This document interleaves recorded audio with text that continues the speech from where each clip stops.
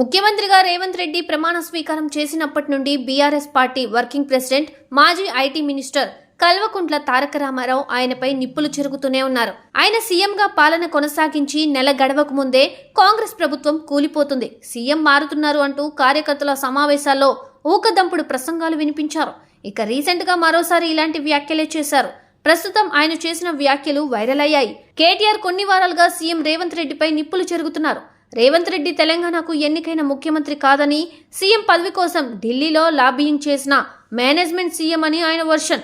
ఈ రోజు టీఆర్ఎస్ నేతలతో జరిగిన భేటీలో రేవంత్ పై నిప్పులు చెరిగిన కేటీఆర్ మరోసారి అదే పందాను అనుసరించారు. రేవంత్ ప్రజలు ఎన్నుకున్న సీఎం కాదన్నారు. రేవంత్ రెడ్డిని సీఎం అభ్యర్థిగా పెట్టుకుని కాంగ్రెస్ ఎన్నికలకు వెళ్లి ఉంటే ఆ పార్టీకి 30 ఎమ్మెల్యే సీట్లు కూడా వచ్చేవి కావన్నారు.